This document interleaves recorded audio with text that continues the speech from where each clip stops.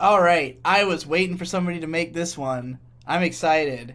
Trial of the Golden Witch, tier list This maker. is probably the best idea for a Digibro related tier list, besides maybe the anime that you've given a 6 on Mal. I Because liked that that one one. was really, really interesting, and you could really kind of delve into the. Well, it was also a lot of fun to do the one of just all my videos. That one took so long! Took But 3 yeah, I mean, hours. the results at the end were incredible. Hey, let's not discount the possibility that this one will also take 3 hours, depending on how much debate and/or depth we have This to go isn't into. going to take 3 Well, hours. There's I'm- 2 rows. I'm excited to do this one specifically with you, because even more so than my actual videos, I know you've spent time with these. Like, you were a fan of my music, Yeah. and that was a big part of how I we still got am together. a huge fan of your music. Right, well, I'm just saying that you probably haven't listened to it as much since we've been dating, because we mostly listen to just whatever I play, and I don't play my own music that often. I mean, Although at yeah. the same time, you did hear a lot of these songs get created, so you heard them like incessantly. Like, I'm sure you've heard "The World Over" like 100 times, because I would not stop listening to it after I put mean, it out. it's about the same. Like, Yeah. sure, when Gay and Dead dropped, I listened to that a whole fucking lot. Right. That But was we were probably already dating all I by listened then. to. So I mean, you only had like a little bit of time to do that before we moved in together. Yeah. I mean, I've listened to emotional anime raps a whole fucking lot. Yeah. A lot of these I've listened to like a lot, but Well, I've listened just to all of them. when they came out, like afterwards they just get thrown into rotation. I have listened to all of these countless times. Of course. And so okay, there is some stuff that's kind of missing from this tier list, and thankfully it's stuff that you wouldn't probably have ever heard, because none of the Pure Volume albums are on here. I did like 10 plus Pure Volume albums before I had a for anybody who's never heard of Pure Volume, it used to be a music uploading site where you could host albums and songs. Initially, I was using that until I discovered Bandcamp. And so the album that's called Best of Year One is just a collection of all of the best songs from that era. None of those would make it into the upper echelons of this chart if I was ranking them individually, so it's probably better that it's just Best of Year One. But, so that's missing, and then also there's certain tracks. There's one album on here called SoundCloud Rescues, which is just everything from my SoundCloud. Actually, I don't even see that in here. Where the hell is SoundCloud Rescues? Why would that not be included? Were they just not thinking of it as an album? This is an extremely curated list of the That's Digi really albums. weird. Well, like everything else on my Bandcamp is here except for SoundCloud Rescues, which is, I mean, I formulated it in such a way as to have structure and function as a listening experience. I was going to say that I should just consider all the SoundCloud stuff that I haven't posted to Bandcamp to just be included in that. Because generally, every so often, I just collect all the stuff I've released and put it on like an EP or something, which is what some of these EPs are. And I have one that I was planning to release that has like the last 5 or 6 tracks I've done. But we don't even have SoundCloud Rescues on here, which would definitely be one of the better albums since it has all the off-album B-sides. It's basically a B-sides collection. If we're talking about traditional definitions. But yeah, weirdly missing, I think. But anyways, we'll just go through with the shit that's here. Let's go ahead and start ranking these bad boys. So the very first one in here is Gay and Dead. Where would you rank it? Gay and Dead is a fucking smash hit. Yeah. I listened to this a lot. It was the perfect soundtrack to 2017 summer, right? Yeah. Yeah, it was pretty Very great. much a summer album. It was designed to be basically all singles. Really, it's funny because this is like the low rent version of what Denzel Curry would later do with Taboo. Mm-hmm. It's the same kind of light to dark descent of like every song is kind of a single, though there are a few that don't have a hook and are just like a straight rap verse, but they're all pretty short. I mean, my songs are always pretty short, but like, it was just to the point bangers, more accessible than usual because aside from the fact that Shade was getting better at production and he did 4 of these tracks, and I was getting better at producing my own vocals, Blind Skywatcher, now known as Sarah Louise, also worked on this album, and she, produced most of the tracks, did most of the mixing, so it's just a lot more acceptable. than most of my music that I create by myself. Yeah, I obviously love it as well. So I think we're in agreement that it belongs in S tier, right? I mean, yeah. What else would be more deserving? I agree. This could not be duplicated. It's the most complete original album experience I've made. I would argue that some of these are just as complete of albums, but in terms of something that, you know, that has no, I'm not rapping over someone else's beat. I mean, you know, the beats were made by other people, but I'm not rapping over pre-existing beats. They were all made for the album. You know, everything on there is part of a concept, this gay and dead concept.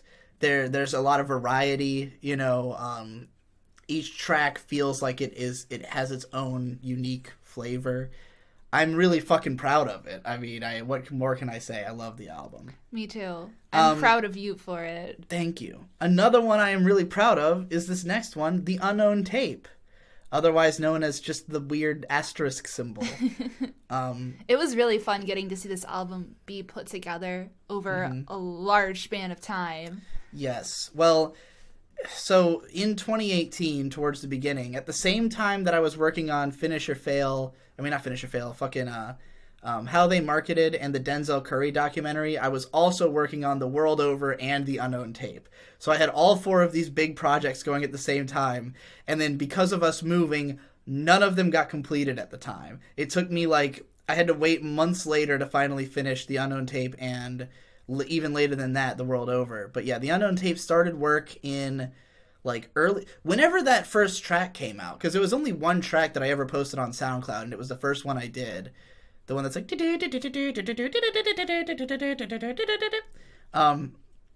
and so I made a bunch of the other songs at that same time, mostly just the instrumentals, and then came back to it later and finished it up. I don't want to give away too much about this album, because part of the appeal of it, in my mind, is that it is extremely cryptic and deeply emotional. Sort of the point of it was to be as uncompromising as possible. This came right after I had done Ghosts of Midwinter Ballers, I think had been the last release. I think so too. And basically, it's funny because a lot of people commented on this, listens to Death Grips once. It was actually listens to JPEG Mafia once. It was JPEG Mafia came out, and I was just like, wow, this guy really went and made his music as abrasive and challenging as he wanted it to be. And I felt like, you know, I should respond in kind. I should make something that is as abrasive and challenging as what I would just naturally create if I was just making... I made everything on this album. It's completely my own beats, my own raps, my own everything. Yeah, it's the most you experience you can basically come to. It sounds like the inside of my mind at the deepest possible level, and it just drills lower and lower into the screaming void. There are some very emotional songs on here, very dark lyrical content that I didn't put out the lyrics anywhere, but I think you can understand a lot of it. I was kind of surprised when people were like, oh, can I get the lyrics to I can't understand what he's saying and scroll back. And I'm like, I can clearly understand what I'm saying and scroll back, but, you know, I did write it. I don't know. What do you think? Where would you rank this album? Because it is a harsh, abrasive experience. Not all of these songs are super listenable. Yeah, and I think that kind of takes away from, you know, its enjoyability to an extent. I really like getting that experience of being able to take things from your perspective, and it has a whole lot of your soul in it, and I really appreciate that. And there's a lot of creative techniques and rhythms and flows you use. The music video for it is fucking... Yes, I made it a visual album. I really love it. Yeah, I think it enhanced the experience definitely a lot. If you want to give this album a try, particularly do it with the visual. Yeah, the songs that don't have as much of a clear meaning, that could just be taken as a clusterfuck, but with the visuals it kind of grounds it into you get a sense of, okay, that's what the aesthetic is, you know. It's a strong aid to the experience. There are certain songs on here that are sometimes I hate them and sometimes I love them. The very last track, sometimes I'm like, this was a stupid experiment, and then other times I'm like, when I think about what I, was going for, what I read into it when I made it, I'm like, well, it does inspire thoughts and emotions in me. And, like, I played this album for Zen Huxtable when we were tripping, or coming down off of acid, I guess. And I remember, like, I kept, like, kind of beating myself up over it, because I tend to do that. Like, when I show people my stuff, I tend to downplay it and be like, oh, this part's really dumb, And he was just like, well, why are you downplaying it so hard? Like, clearly it meant something to you, or else you wouldn't have composed something this fucking weird. And I was like, yeah, I guess so. Like, I guess it means something, or else I wouldn't have released it, But there is a lot of songs that do have a lot of meaning to me. I personally think I would put this in the A tier. I was going to say that as well, actually. All right. Especially with the visual component. It is a really interesting listen, and it is, like, you can't really get something like this anywhere else. And the songs in it mean a lot to me. Like, I was there with you when you were making the songs, and, like, I feel like every time I listen to them, I can kind of, like, recontextualize the meaning in it, and, it makes me think, and I enjoy listening to it. Like, I've seen it, like, dozens of times. I'm amazed that you enjoy it. Like, I was amazed that anybody enjoyed it, because, like, historically, I used to put out, I mean, we're going to get into it later into this album list, like, some pretty abrasive shit. And while I would say that the Unknown Tape is a lot more listenable than some of that older stuff, like, I used to not get any response to my music. Like, up until I started making rap songs that were, like, more accessible, I got literally no response to any of the albums I had made. No commentary, no purchases. Like, I think one guy bought BC, and, like, I had shown some of it to my friends. Most of them just thought it was dumb. Like, most of my friends weren't really into it. So, like, when I put this album out, I legitimately did not think anybody would like it. And so when it actually got, like, a fair outpouring of support, and people legitimately saying that, like, they got something out of it. There are people who are like, wow, this is, like, the most interesting music you've done. And I was just like, whoa, like, I never expected that response. And it kind of restored my faith in my ability to even make music, Definitely. It was like, if people like me at this extreme, then I might have something to say through this medium. It's an incredibly intimate experience. But, it's not perfect as an album. But, like, I really like how much you is in it. I hope we get to one of my albums that that is not good at all soon, so this doesn't come off as too much of a fart sniffing video. I mean, already I can see that that's not going to be the case for the next one. No, all right, Above the Earth Haunted. This is my favorite album that you have ever made. Yeah? Still. Only 4 tracks, about 12 minutes, I think. But, I mean, most of my albums are short as fuck. Like, Gay and Dead, like, part of what I was going for with that album was just I wanted to make one that cracked 40 minutes. Mm-hmm. Like, I really wanted to have an album that felt like a traditional complete album that would fill out 2 sides of a vinyl disc, like a real... Because that's why albums are traditionally 45 minutes, is because that's how long a vinyl can hold. And then they became 80 minutes because that's... 2 vinyl, or a CD usually holds 80 minutes of music, so, like, those are, like, the kind of ideal lengths. And but, like, there's plenty of genres that favor even shorter albums. Like, if you listen to a power violence album, it's like 12 minutes long. Tony Molina's Distant Dismissed is like 11 minutes. So, like, I have a lot of respect for the short album, but, like, I just wanted to have that one, like, this is the big guy, But yeah, I mean, Above the Earth Haunted was a very specific emotion, because it was right after Bedroom Bedrock, and Bedroom Bedrock was all about, like, lifting up to a new level. It was about, like, hey, the changes we're making right now are gonna lead to, like, the next stage of my career. Like, I'm making a lot more money, my friends are moving in, like, all this stuff is happening. This is like a, like, at the same time, a capitulation of just all the emotions I was feeling in general, because that one's, like, the most varied album. It's the least, like, conceptual. Yeah. But, like, the overarching theme is this, like, movement into the future. And then Above the Earth Haunted is like, okay, well, I've made it there and nothing's here. It's the counteraction to that. Yeah. That's why it's Above the Earth and Haunted. Like, I made it up there. I got up from the bedroom, out of the bedrock, and there was nothing here. I'm just floating in space now, you know?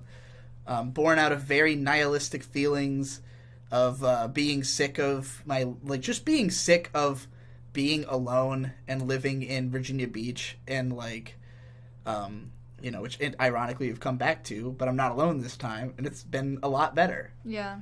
But yeah, it's incredibly, the lyric wise, it's incredibly raw, and yes, it's self-deprecating in a different way than Bedroom Bedrock is, and kind of like a way that I connected with better, and the beats are very atmospheric and cool, and you can just like listen to it. Yeah, I would say that like I tend normally towards a more aggressive kind of ennui, like a more like I'm mad at the world and lashing out. This one was very internal. It's very I'm just mad at myself. It's like even a song like Rotten, paints me as just like a nasty bastard and like losing my mind and going crazy, but like it feels sort of momentary, whereas this album is like, this is like the deep-seated issues that are always there. Yeah. This is the stuff that I'm grappling with all the time. I would listen to this album like before bed every night for a while. It's like that kind of album, whereas Bedroom Bedrock I'd listen to just like getting ready or like just like to have a good time, because it's kind of like, it's a more fun time, even if it's depressing. Like, so for me, like, I listen to these, and of course there's always a production angle for me, because like Above the Earth Haunted is before I learned about FL Studio, so the vocals are definitely mixed kind of awkwardly, especially on like Seethe, which like a lot of people love that song, and I love that song, but I still think that like my voice sounds shrimpy and weak over that beat. I like that it sounds shrimpy and weak though, because that's like matches the tone. It matches the tone, matches what you're communicating in the song, and it's just like it's really raw.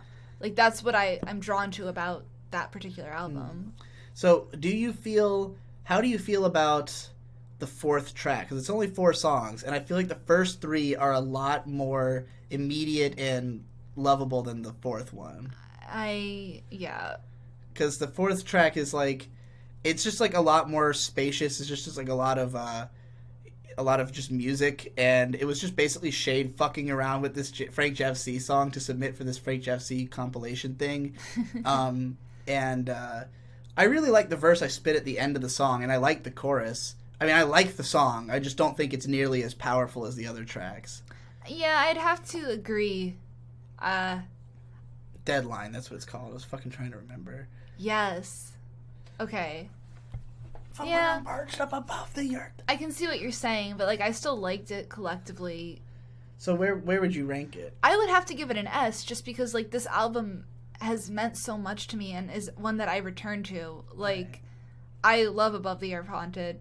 For me, it would probably be an A, but I'm going to put it at S because I want to use your feelings to make this tier list. Okay. As the Digibro fan, like, or Trial of the Golden Witch fan even, because I just think that's a more interesting for me experience. All right. Ain't Yo Shit is just a 2-track, 3-minute little EP consisting of Ain't Yo Shit and Get My Bread, Fix My Head. The music video for this is the best music video I have ever done, which was all Victor. He made an incredible fucking video. Which video was that? The one where we destroy everything in the garage. And there's like the vertical. And then I'm like laying on all of it fucking... That is a sick music video, and I love that fucking I really love the energy of it, but like it's not one of my favorite like tracks you've made. Mm-hmm. I would probably personally put it at like a C. Okay. Just because like it's not one that I would listen to. It ain't yo shit. Yeah, I guess so. I love this fucking song. I'm a huge It's just like fan. too abrasive for me. Well, that was the point. Yeah. Because we were... But like purposefully. Like I think it was not long after Gay and Dead had come out. And I think it was just like me thinking about certain comments people had made about some of my music, because people would often complain about the production decisions, but not always... Like, I have complaints about the production, but they're different from the complaints I get sometimes. Like, oh, your vocals are too low in the mix on this song. Like, on Almost Nothing. Mm-hmm. Like, people complain about how low the vocals are, and I'm like, that was the point. Yeah, it's supposed to that's sound how like it's that. supposed to sound. I made it sound like that on purpose. Like, it's okay if you don't like it, but that's that's how it's supposed to sound, you know? Yeah. So with Ain't Yo Shit, I remember I was driving you around somewhere in Rochester, and, like, I just started thinking, like, oh, man, you know, this ain't yo shit, it's my shit. And then I just thought, this ain't yo shit, bitch, this ain't yo shit, bitch. And originally I was thinking of it as more of, like, a techno song. Like, this ain't your shit, bitch, this ain't your shit, bitch, kind of thing. But I can't make that. So, like, I went home to try and make that, and what I came away with was this just insanely loud because, like, the reason my songs always come out that way is that, like, I just want it to sound like the most pummeling thing possible. Like, I always, when I produce, it's always like, I want to find the loudest noises. I want to have, like, 6 layers of sounds. I want it to just be as brutal and loud as possible. And that was, like, the first one that I completely self-produced that I released onto an album. But yeah, I mean, for me, I'd probably put it at a B. But again, I want to go with you. So we're putting it at C. Oops. Fucking Freudian mouse slip there. All right. The next one is my running album. Oh, yeah. Called, fuck. 9 Gallons of Fuck? Yes, 10 Gallons of Fuck. 10 Gallons of Fuck has... It has... Okay, there's definitely some, what I would describe as filler on this album. Yeah. And that's on purpose, because I designed this from the ground up to be a running album. Ironically, I stopped running right after I made this album. Yeah. Because at the time, we had been going to the gym every other day, and I would always, like, try to throw on some kind of album to run to, but, like, I could never consistently find one that was, like, good all the way through to run, and, like, I always run in this particular way where I start off slow, then I pick up to, like, max speed and go for a little while, and then I just slow down and I, you know, kind of jog or walk for the rest of the way. So the way this album is designed is that White Kanye West is, like, the warm-up song. Then when Everything is Devilman comes on, you're just meant to haul fucking ass through that and hack in, and then, like, you slow down a little for the next couple songs, and then the couple of, like, 10-minute tracks that are on the back end are just meant for you to, like, you know, to, like, power walk to and, like, just drone on and on. I mean, I enjoy all of it, but definitely the only memorable songs to me are, like, White Kanye West, which every time I listen to it, I feel differently. Sometimes I'm like, oh, I love this fucking song, and sometimes I'm like, this sounds like shit. It makes you feel like Kanye West. Yeah. It makes you feel a little unbalanced. But I love Everything is Devilman. A lot of people like hack in a lot. I think it's fun, but it's just, like, very short. It's just kind of a snippet of a song, really. It's more of an experiment than a real song. There's my Run to the Hills cover on there. Oh my god. There's several songs on this album were created by me just taking pieces of 2 different songs, putting them together, and singing over them, which is particularly weird. Yeah, it's very creative. So I don't know. How do you feel about this one? Where would you score it? There's only a couple songs on it that I would choose to listen to. Right. I mean, literally, I literally made this to run to. Yeah, so, like, but, like, I've never run to it. No, I did once, but I was playing it because it was... So right after I made this album, we got a treadmill. And after that point, because we weren't going to the gym and using 2 treadmills anymore, it's only been you who's used a treadmill, and you always watch Precure when you run. Yeah. And I just don't run. And the one time I did, I tried to play this album off of, like, the shitty embedded speaker on the computer that we had in that room. Yeah. And I couldn't even hear it. So, yeah, I made this specifically for myself to run to and have not been able to run to it. So I can't even speak on how it works as a running album. But, yeah, I mean, just go ahead and tell me where you would rank it. I'd probably give this one a D. Oh, boy. I'm sorry. There's some tracks on it that I really do think are enjoyable and fun, but, like... It's just Everything is Devilman. It's just, I can't listen to it as a complete album.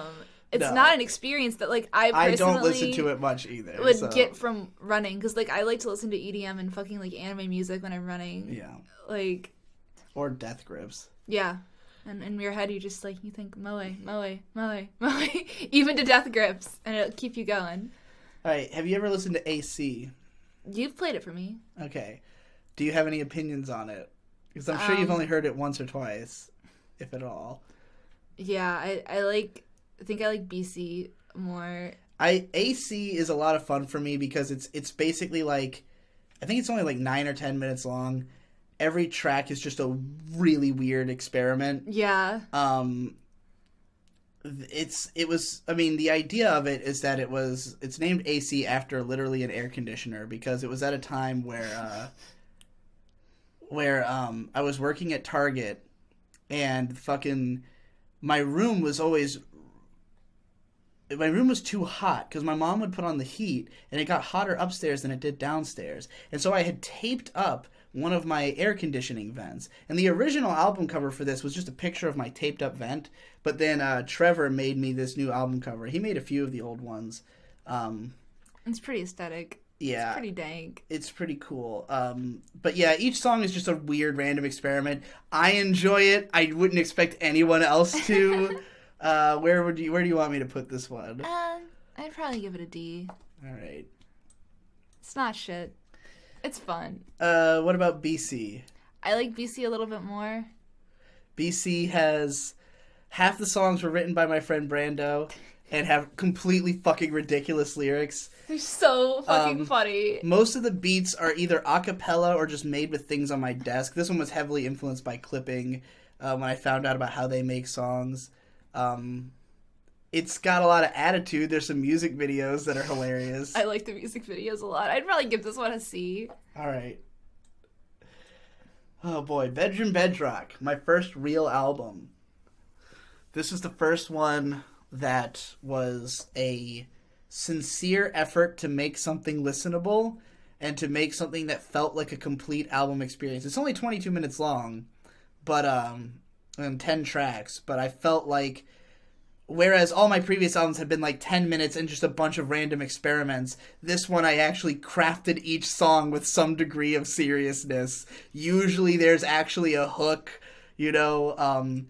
It has some of my favorite songs I've ever done, such as Rotten, Humans Are Okay, fucking Failure, We Make It Look Cool. Yeah, that's probably one of my favorite. It has some songs that I like, but I have a lot of issues with. The opening track, Bedroom Bedrock, I think is too slow. It only agree. sounds good if you listen to it in like my mom's car for some reason. Like if you listen to it in a car with a lot of subwoofer, because Shade is all about subwoofer. Like he only goes for like super low bass tones. I'm all so about like that bass. So if you listen to it in something that doesn't have like an ultra low bass, it just sounds really thin. Track 2 is Rotten, which I just love. I think it's perfect. Jesse's verse is incredible. Any song that has Jesse on it usually comes out great. But at the same time, even though I say that, White Nigga and Get Action, both, I just think the beats sound cheesy as hell on those songs, and it's hard for me to go back to them.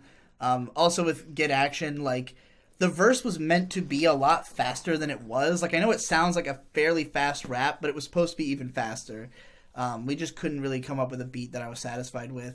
Actualize is kind of a mess because it was not written for a beat that even sounds like that. Final Stretch is chaos and headache inducing. I do like Waves at Dawn. Put nicely. I like Waves at Dawn. Waves at Dawn is very emotional. I mean, honestly, I find myself returning to this album more than I want to say. Yeah. Because like, I just love the you that you're expressing in this album, and there's like somebody made an analysis video about this video. Like, do you remember that? About the album? Yeah. Was it about the whole thing or just a specific song? It was about the whole I remember the guy thing. who did a few songs.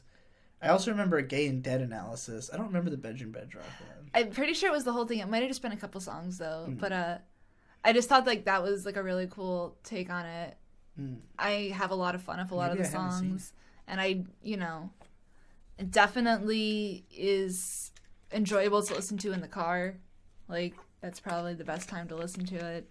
Yeah, it's I mean, I like it. I don't hate it. I just think the production is so clumsy. Like, it's the kind of thing that you have to listen to while thinking about the fact that, like, the appeal of this is not that it sounds great. The appeal of it is that it is a portrait of this certain set of emotions that, like, some of the songs are interesting. Yeah, and lyrically it's pretty fun. Yeah. I mean, I would probably give it an A. All right. I'm giving it all to you. I like it a lot. Like, it's not perfect, and I think Gay and Dead, like, is just a better... It's a leveled up version. Yeah, it's like the evolved form. Right. But, I mean, there's certain things in this album that, like, are not expressed anywhere else and are very, very much conducive of the lifestyle that you're living, and anybody who is kind of like an internet denizen. Like, this is sentiments that I'm sure lots of people feel, and, like, it's relatable, and people like it, and I like it. It's pretty good. For the record, I would probably put it in B tier myself. Yeah. But I also would put Ain't Yo Shit in B tier. I think BC and AC and Run With That Shit, whatever it's called, I would put all in C tier for me personally. Because I do listen to my albums more than anybody else possibly can. All right, Emotional Anime Raps 1. How you feel about that guy? Like it a lot. It's got 5 songs. I used to listen to this while running when it came out. Probably a better running album than the other one. That is it's just like, you know, it's inspirational. Yeah. And like, you listen to it and it's like, oh, well. You got For Stella the Magic, which I think is great. I mean, a lot of this album's strength comes from the fact that I'm just rapping over great instrumentals made by great fucking artists. So, For Stella the Magic, Dear Future, fucking Heat Death, the Open 2017, and then Mono no Aware. I would say Mono no Aware is my least favorite on there just because I don't like how the vocals sound and are mixed. Like, I just don't think it's that listenable. This also begins a trend of, across all of my work, of I don't practice my fucking raps enough before I record them. So, like, when I listen to them back, I often find moments where I'm just like, that would sound so much better. Like, well, because it's way easier to do it if you've heard it. Like, if you have the song and you listen to the song regularly, then you learn it better than just, like, practicing it by yourself, you know? But, I mean, a lot of these, I just write it and then I immediately record it. And I think Mono no Aware really suffered from that. But the rest of the songs are pretty good. I mean, I really like... I would say all the first 4 are, like, some of my better sounding songs, just because they're over such good instrumentals. Yeah. What would you rate it? Oh, boy. Do I want to give it an A or a B? I'd probably give this one an A. Yeah, I think so, too. I'd give this one an A I would for also sure. give it an A. I do think it has, like, some of your best fucking verses. Ghosts of Midwinter Ballers. This is, in my opinion, my most underrated album. Yeah. I don't think it got... I like... Not that any of my albums is, like, super popular or, like, super beloved by a large number of people, but I feel like people talk about Gay and Dead and Bedroom Bedrock, and this gets left out of the conversation, even though I like it more than Bedroom Bedrock. I think it has the strongest production out of any of my albums. I love the atmosphere, that it's a concept album, but I'm doing the talking. You tell me what you think about it. I mean, I really like that as a concept album. I think it has, like, I don't know. There's a bunch of my best sounding tracks on it. On That Back. Oh, fuck yeah. Coyote what else is Howling on in this one? All right, it goes Trailer, On That Back, Weed Hit the Spot When You're Rockin' on My Thang Baby. Oh my god. Yeah. Seethe Part 2, which I remember you once telling me was one of your, like, top 5 favorite songs of mine. Yeah. Then it is. It still is. Y'all Ain't Seen Nothing, Coyote Howling in the Forest, That Feel When Putting Away the Surfboard and Getting Out the Snowboard, and then I Want to Wake Up With You for the Rest of My Life. The most romantic song that I've written. Yeah. The Tearjerker. I can't think of a single one of those songs that I dislike. It's hard for me to listen to this album, though, because, like, you wrote it when we were going through, like, the weed life, right? Yeah. And I've, like, you know, been trying to distance myself from that. Is it just hearing me talking about the fact that we're smoking weed all the time? No, it's not like it's a turnoff. It's just, like, I don't, like, to me, I don't really ever think to go back to it. Because I've kind of, like, been pushing that experience away. I see what you mean. Like, I never really think about it as... I don't really think that much about it, and I should, because, like, it has some of your best songs on it, and I really do like the album, and fucking Coyote Howling in the Forest, can't ignore it.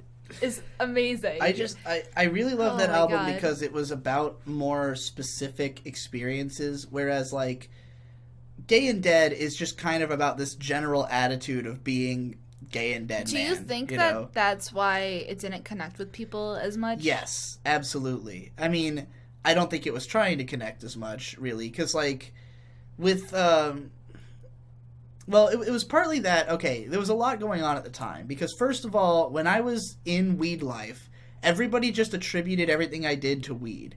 And so when people didn't immediately click with something, it was always like, oh I don't get it because it must be some weed shit. Yeah. Which is fucking ridiculous. And then there's also the fact that, you know, a lot of people thought I was kind of like, I don't know, selling out around this time in my music. I don't really know why. Really? There was kind of a perception based on like Way Up and stuff from the Manic High, Manic Low album, just because I guess that song sounded more poppy. Like, I was doing a little bit more sing-songy stuff and being more influenced by like what was going on in hip-hop at the time, because I was listening to modern hip-hop, like, in a way I hadn't been on previous albums. So I do think it might sound a little bit more like, you know, maybe, well, I don't know about this album, but like closer to radio music in a way. I don't know. But it definitely was meant to be more about like this very specific experience, like of living in this place, what we were going through, like, you know, when it was snowing all the time, we couldn't really leave the house, and like I'm spending all my time with you, and like we're having this really, like, our life together is really amazing, even though everything outside of it is not so great. You know, that like we're buried under all this snow, people online are like constantly attacking us, because this was around like the whole Bardock drama and shit. Lollygate. So like, yeah, Lollygate. So it was just about like, you know, this particular moment in time, and I feel like it was a total snapshot of that moment. Yeah. You know, and I think that is why it has been more difficult for me to remember and think about, like, not just because you were smoking weed all the time, just like that I feel like I've had to kind of grow up a lot in the past like couple of months, and I just haven't really thought to go back and listen to it. Like, I want to listen to it again before I give it a score. I see. You know, we it's listened like, to it not that long ago, didn't we? I know I listened to it not that long ago. I'm sure tracks have come on in the car. Yeah. And stuff. We listened to it on our drive down, because we listened to like a bunch of albums back to back. We don't really listen to it a lot as a whole album. No. And I really haven't had time to listen to it alone. I think that's another part of it. It was also somewhat designed to be a sex album. Like an album to throw on when you fuck. And I think it works for that purpose. You're definitely right about that. Especially if you get high first. Anyway. I would give it an A. I want to give it an A, but like I would have to give it a B. All right. Maybe if I listened to it again and like really thought about it, but like I really like certain songs on it, but like as an album experience, it's not the most memorable or evocative album, while certain songs are. It's just like it almost gets too lost in the atmosphere it's creating. I can feel that. It is definitely meant to feel like you're just buried under the snow. Yeah. All right, Big Dig, Samurai Nig. Oh my god. Big Dig, that's the Samurai Nig.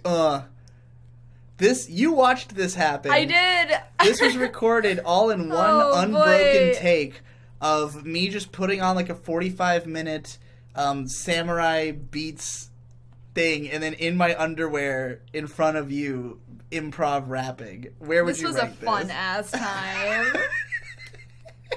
It was really impressive to watch it all come together, like, in album form. Yeah, it has like, moments. It definitely has moments. I would probably have to give this like a C. Oh my god, you're putting this above the above the fucking the Running album. That's incredible. I mean, it at least sounds pretty good because it has actual beats behind it. Right, and like the fact that it is freestyle and like it is really fucking weird and creative and out there, and it's not super listenable experience, but you can't even say that about your best albums. No. So I think it's really fucking fun, and just thinking about it is making me smile. Next up is Improv Ain't Dead. This is the one that was me and Fern and Cassette. Is Manic High Manic Love not on here? Oh my god, it's not. What the fuck? Why? What? How do you miss things when you're just going down the Bandcamp and selecting the images? How could you possibly have missed several of the albums? I don't understand. Anyways, I'm a big fan of Manic High Manic Low. I'd probably give it... I would give that one like a B. Yeah, I'd give it a B too. Because I really like Human Connections, and like really I just kind of like the second half. The first half is like a little bit more of a toss-up, and it's another one of those where sometimes, like when I listen to Way Up, it really depends on like the speaker system and how I'm feeling, you know? Right. Like sometimes I listen to it and I'm like, this is cringeworthy, and then other times I'm like, this is actually pretty great. Just depends on how I'm feeling. Heavenly could have used better voice production, but it's a really fun song. Improv Ain't Dead. Yeah, Improv Ain't Dead. So this is very much a... Because the early days of Trial of the Golden Witch, when it was me and my friends, was just a bunch of improv bullshit. And usually it was just one guy playing an electric or acoustic guitar, another guy playing a guitar, and then me just like making shit up over it. So... You know, Improv Ain't Dead was like a return to that, but with Fern and Cassette, and they are just, you know, more talented musicians than my friends, so it came out a little bit more listenable than most of the other projects. You know, I think I had a lot of pretty funny songs on here. Yeah. I really love He Who Smelt It, in particular, which sounds like a Cranberries or System of a Down song or something, like on acoustic. It definitely does. It's got stuff like Fern's, Fern's fucking I'm Gonna Vote for Bernie Sanders songs, which are pretty hilarious. You know, it's got some funny stuff. There's definitely some parts where it just meanders, but it's a journey. It's all about the journey. Yeah, I would probably give it a C, because like I think a lot of your improv music has a lot of strengths to it. Like, sure, it's not going to be like... I listen to it all. I listen to all my improv stuff just as much as the other stuff. It's fucking really fun.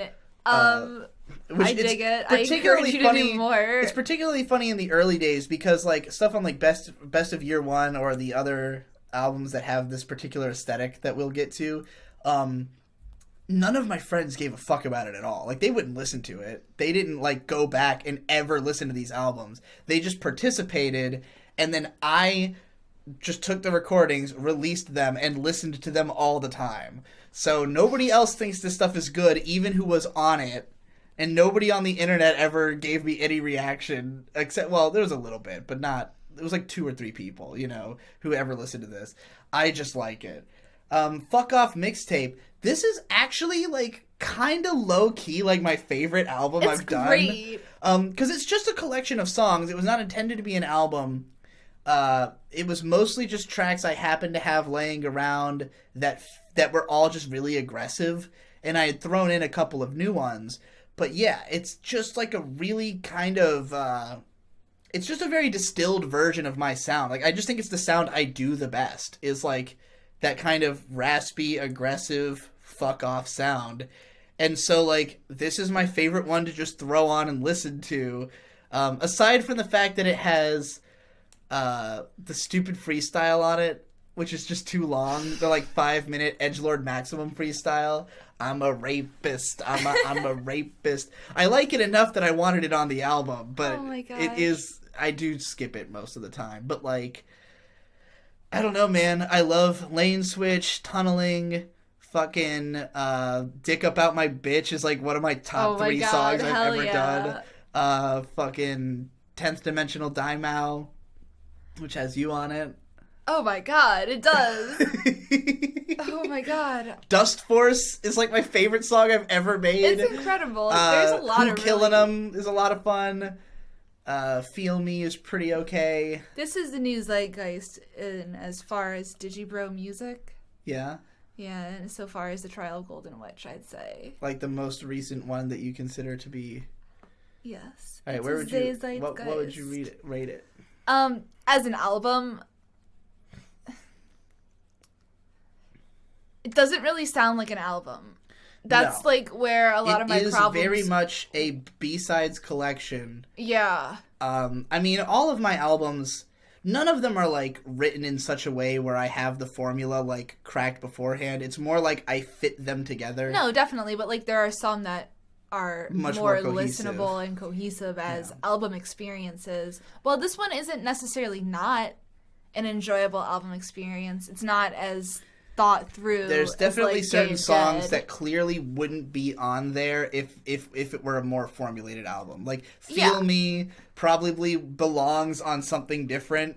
But like this is kind of a B-side. Oh, it also has All of a Sudden on it. All of a sudden I be getting B-side to me left and right.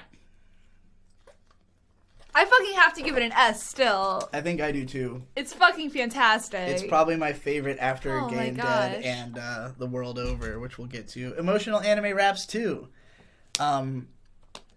This has opens up with like in my opinion the best sounding song I've ever done with Jesse blowing it out of the fucking water with his verse. Like I already had 2 verses I was extremely proud of and this great hook, and I was like, yes, I've really killed it. Let's see Jesse try to kill me on this track. And then it came out and everybody was like, oh man, Jesse's verse is fucking so good. And I was like, God fuck, I was so bitter I couldn't even admit it at first. I was like, Jesse's verse isn't better than mine. And then I listened to it enough times and I was like, his verse is so fucking good. The part where he just screams, ah, you don't fucking have a soul.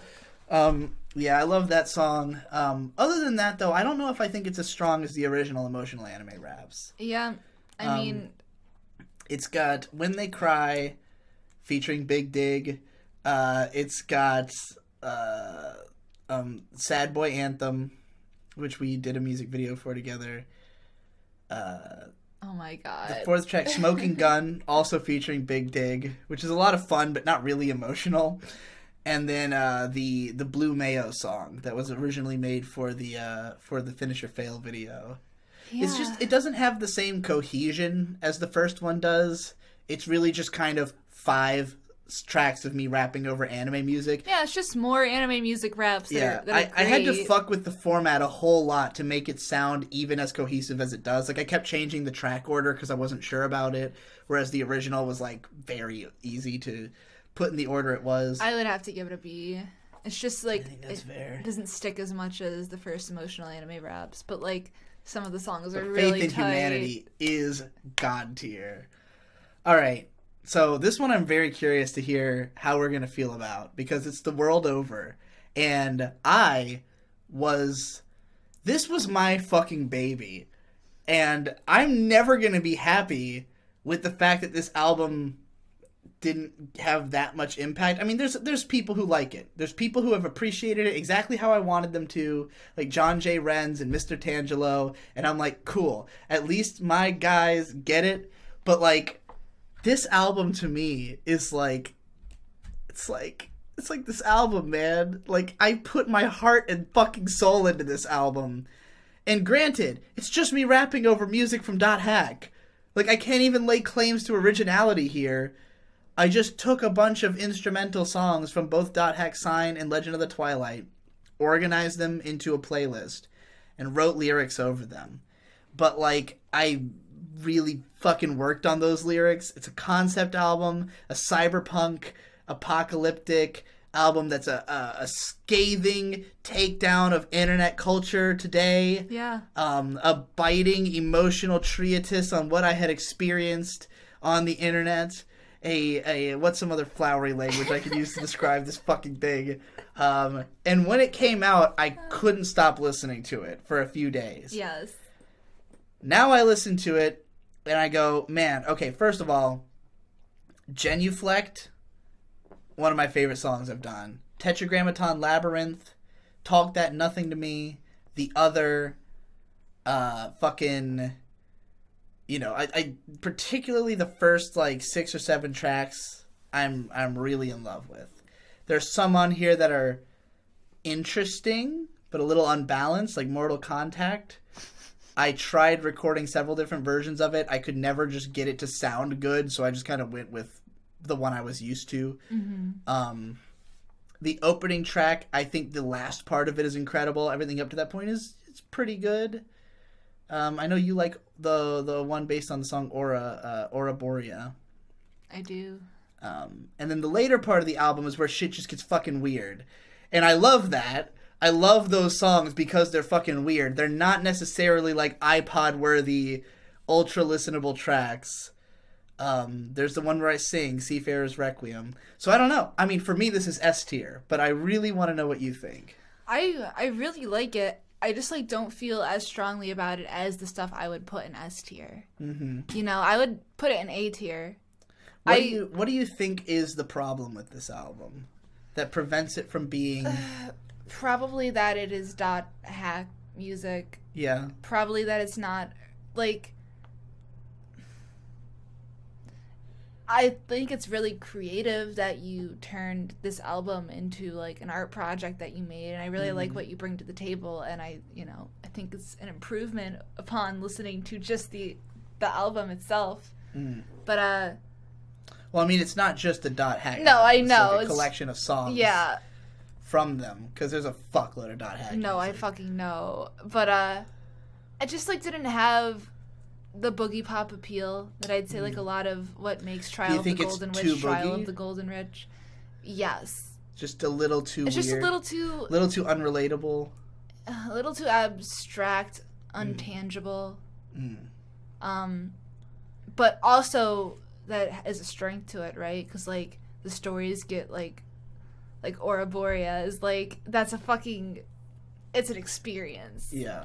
The album itself is an experience. And, like, sometimes I listen to it and, like, I feel more strongly about it than it's I do hard at not other to times. listen to all the way through. Yeah, exactly. Individually, like, if I judged it track by track, I don't think it's as good of an experience as just listening to the whole album and treating it like a sort of small movie, you know? An OVA, maybe.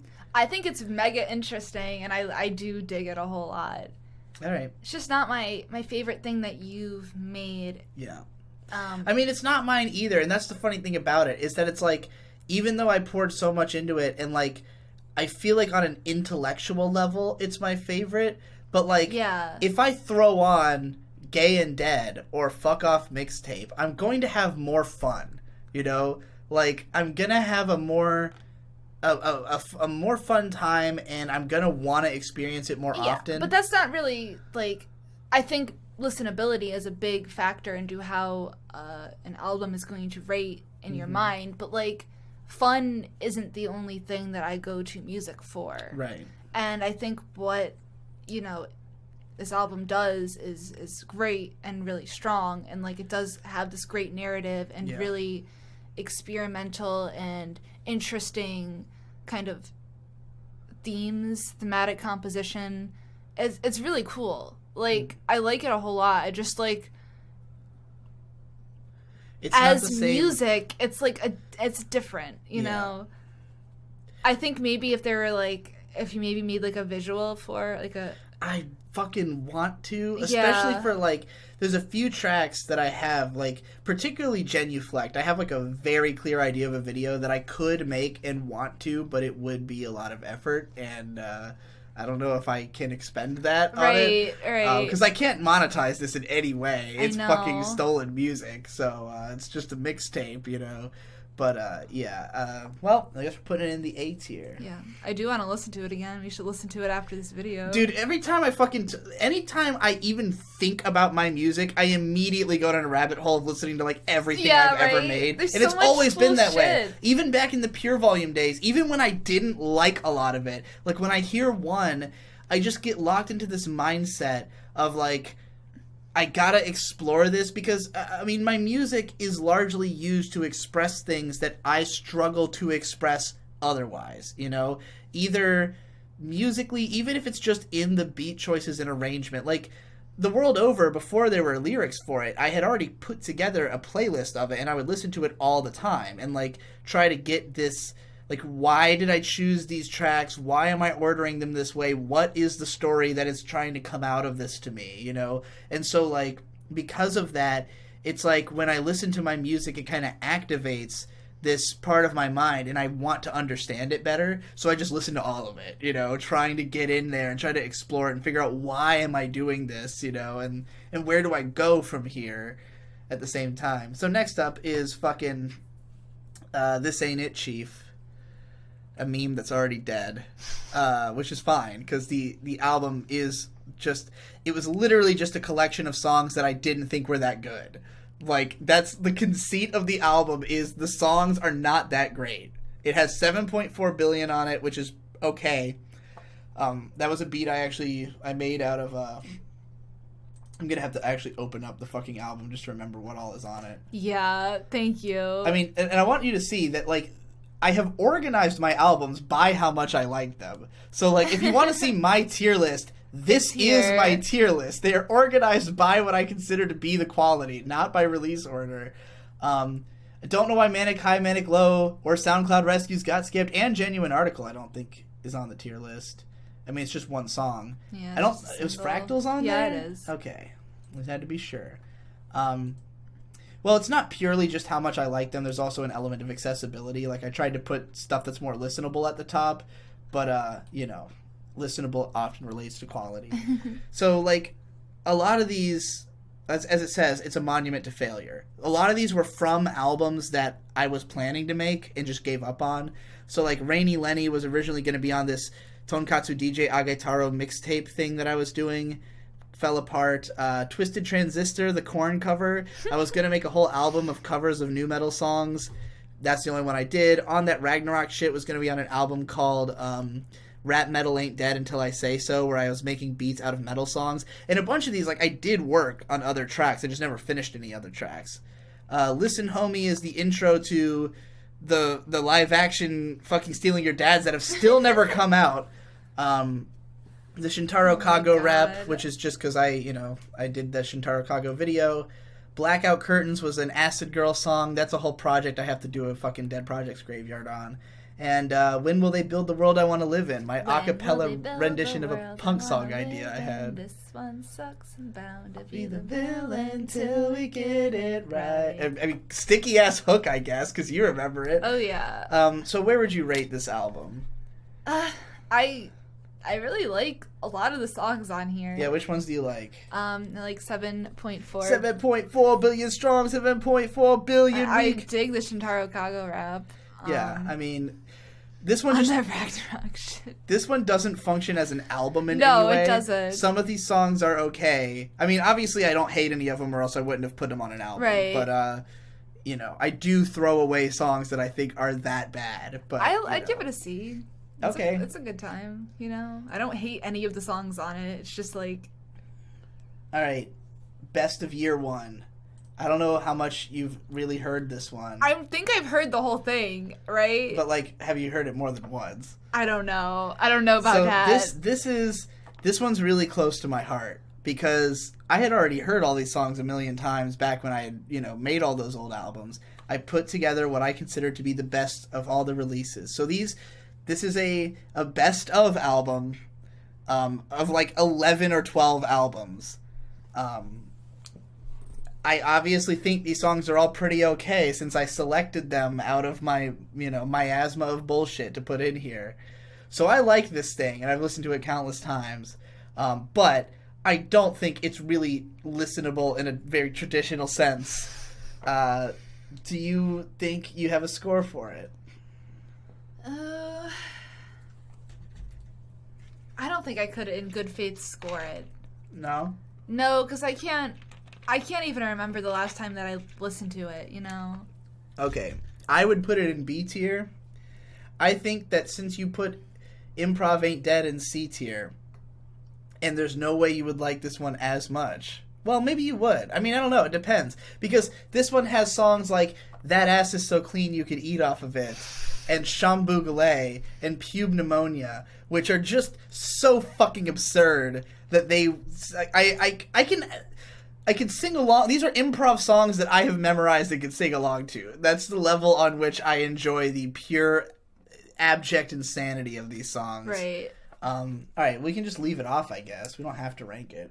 Yeah, I just, don't feel right scoring it. if I can't remember what it's like to listen to it, you know? Yeah. And it's an improv album, so it's like, if I listen to it, I can, like, easily, you know, give it a tier rating after listening to it, because it's, like, the full experience. It's just, it's improv. You can come back to it a million times, but, like, you're not going to have an expanding understanding of what it is. It's just, like, momentary. Yeah.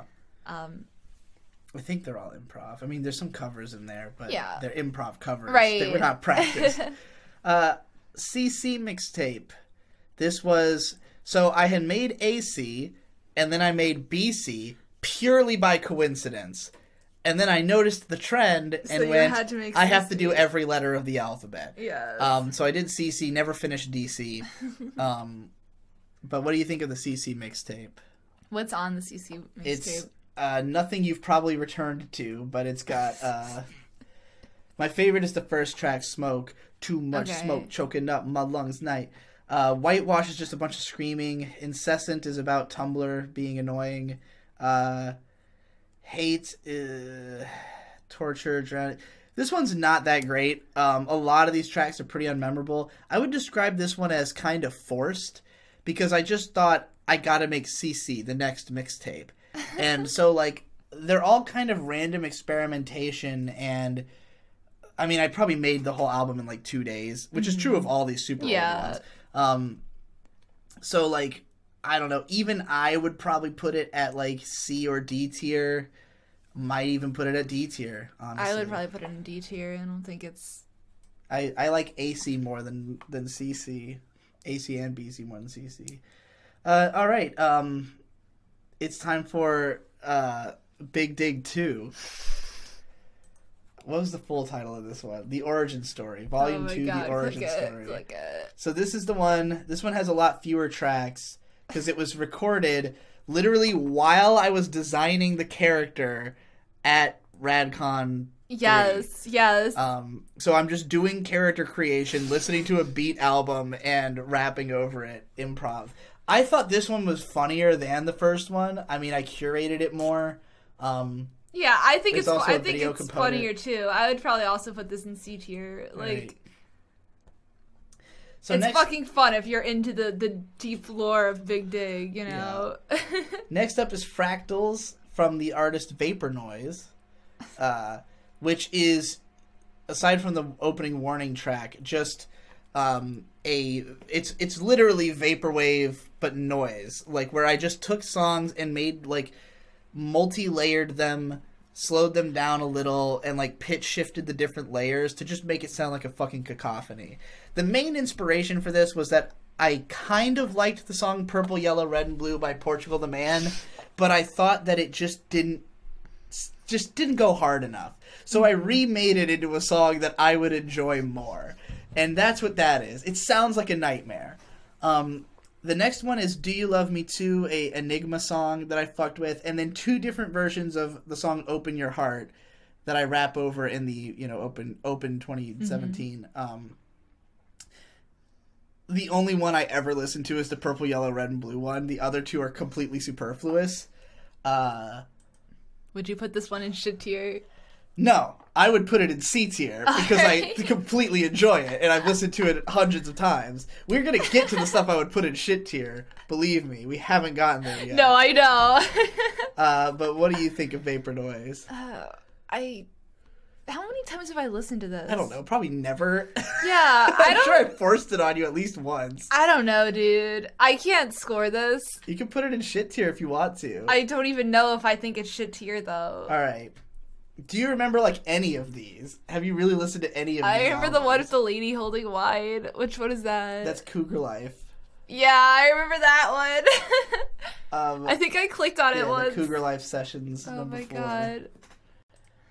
All right. Oh boy. Should I just rate the rest of these myself based on my own taste? Wait, what's the last one? That's Live Noise. Yeah, I think I remember that one. Isn't that one that we've listened to? No. No way. No. That's by far the worst one. Are you sure? That's Please Delete This Okay, tier. I honestly then I don't know. All right. I'm sorry. So I think what we should do is we should consider this to be your completed Trial of the Golden Witch tier list. I'm not gonna fuck with it or anything, but I am gonna just tier the rest of it myself. Okay. All right. So I'm gonna put Vapor Noise in C tier because I enjoy it. Best of Year One is going in B tier. Speak Up. So Speak Up and Say. These were both recorded when Brandon Tolentino got a loop pedal. And so he was basically able to create an entire song by himself just by looping his own guitar playing over itself. The first one is pretty mediocre. Nothing all that memorable on here. Maybe B-Flow Main and You. It, like, my vocals, I was, like, way too far away from the microphone, so my vocals, like, super in the background and drowned out, and they're kind of annoying that they're even there. Speak Up, on the other hand, I actually really enjoyed all of these songs. I made music videos for all of them, or like AMVs, basically. Do you remember that? I showed you, like, one has, like, Yoshi's Island and all these videos. So, this is, like, one of my favorite ones that we did as me and Brandon, you know, back then. So I'm going to put Say in shit tier and Speak Up in, like, D tier. Blue Desert Train was the last full improv album I had done with my friends in, like, the traditional style, where I sat them all down and we just played shit for, like, an hour. Some of these songs are fun. Shampoo is pretty fun. The End of the World as We Know It cover. Song about trains. Most of these are pretty dog shit. The best song on here is the bonus track, 4th of July. You all need to listen to this. It's the one where Victor is singing the national anthem. Except it's a crass, crude version, and then it turns into a fucking nightmare. It turns into one of the most horrifying pieces of audio ever created, and I'm pretty happy about it. Good. What the fuck? Dark Gazer isn't in here either. Where the fuck is the Dark Gazer single? And I'm Coming Over. What is this shit? Why did you miss so many things? Why would you put all this other stuff in there and miss these things? Dark Gazer, I would put at... I mean, to be fair, I'm Coming Over has no art. No, it's true. They could have just put a blank. Maybe, no, there's not secretly one there. I would put Dark Gazer at either D or C tier. The only good part of it, so it's 2 tracks that were improv, but with, like, more people than usual. We actually had a drummer in the form of my cousin Boyd, who can actually play drums. But the only good part is at the end of the 16-minute track, the last, like, 5 minutes are an actually pretty great punk song that I am very proud of, and I don't know how it happened. I don't know how anything that good came out of that motley crew. But that would be enough to get it up to D tier. The rest of it's forgettable. I'm Coming Over, like, either D or shit tier. It's just 4 different covers of a 1-minute song that somebody made in a YouTube video on a Barbie keyboard one time. But Blue Desert Train, I think I'll put... It really belongs in shit tier, but I just like the screaming ending song so much. Yeah, it's going in shit tier. Cougar Life is more improv with... This one was where my friend Trevor got involved. All Sulphur Down Here is a kind of okay song. Unsatisfied is a good drone track that I've used in some videos before. So I'd put that one in D tier. Perfect. Then we've got Life Without Silence. This is just really fucking bad atmospheric music that I recorded by my... Because it used to be that if I couldn't get my friends to do anything with me, all I knew how to record was, like, room noise and shit. Like, I would literally just hold the microphone up to, like, my air vent and then, like, scritch on a piece of paper, and that would be a song. Like, you know, like, that's literally what this song is.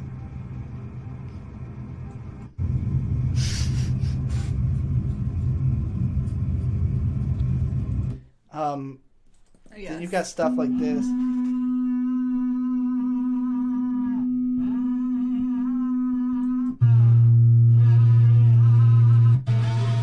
Oh my god.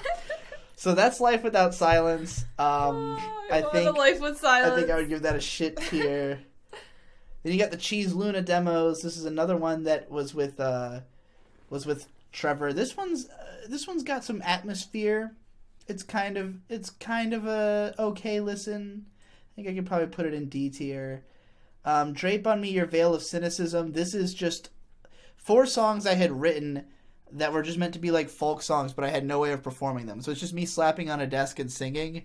They're kind of memorable songs. They're just not songs. So I'd put it in D tier. My friend, Have We Spoken in a While? This is another improv one with my friend Marcus.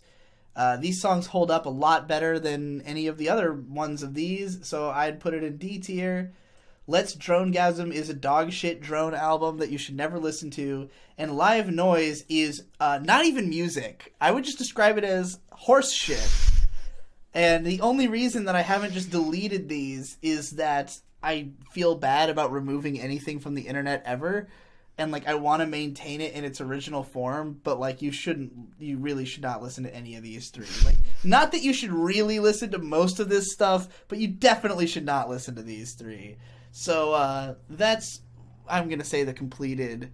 But, you know, we're missing fucking Manic High, Manic Low. Where would you have put that? Manic High, Manic Low I would have given probably like a low B. Yeah, I think that's fair. Yeah. And the other stuff that was missing, I don't think you had heard before. So, yeah. And then also, what could have, because I don't know who made this, because I think they did it on Twitter, and I had been talking to my Discord about if anybody made it, they should include this screen cap I had of the unreleased How I Distract Myself. So this is another just collection of songs I had laying around on SoundCloud. We've got Numbers, Biting Cold, which was released in the first care pack, Snow Hellation, which is another SoundCloud, Y'all Don't Make No Fucking Sense, Bread and Butter, Sleep Never Came, my Invalid Litter Department cover, and then the God on Man's Road song that was in the second care pack. I was thinking about putting also the Ninja War Dog song on here. Initially I didn't, because these are all songs I self-produced, and that one is me rapping over a Tenshu song, but I might just include it anyway, because I don't think I'm going to get sued by Tenshu. Also, I might just make this free download, because it's not very good, but I mean, you know these songs, so where do you think you would rank this one? This one I'd probably give it a D. No. Yeah, D. Yeah. Damn. I mean, I've low quality songs. Given, like, I think I'm a little bit harder on your music than you are. Well, like, yes. I would probably put all of that shit that you did. You put this one in the C though. I think this one's just as bad, if not worse. Yeah. Yeah, this ain't it, Chief. I mean, this one, I think Numbers is a pretty Numbers good song. is good. Biting Cold is fun. Elation is. Bread and Butter. Bread and Butter is fine. Well, okay, these are actually all dog shit. Never mind. It definitely is a D tier album. I would put which is why I haven't even released it, because I was like, is this even worth releasing? I just like having all of my songs on Bandcamp. No, right? It's great. Because I'm always, with SoundCloud, I'm always worried that I'm going to have to delete them eventually, because I keep running out of space. Look at how much good music you've made, though. Yeah. Not as much as shit, but... I mean, you literally just said you don't delete anything. It's true. So, like, a lot of amateurish or just weird nonsense is going to be on there. Like, even if you have tracks you didn't put out, you're still going to put it in an album. Like, you're not going to not release music. It's true. All right, everybody. Well, that took longer than I expected when there were so few albums, but I can't help myself. It didn't take 3 hours, though.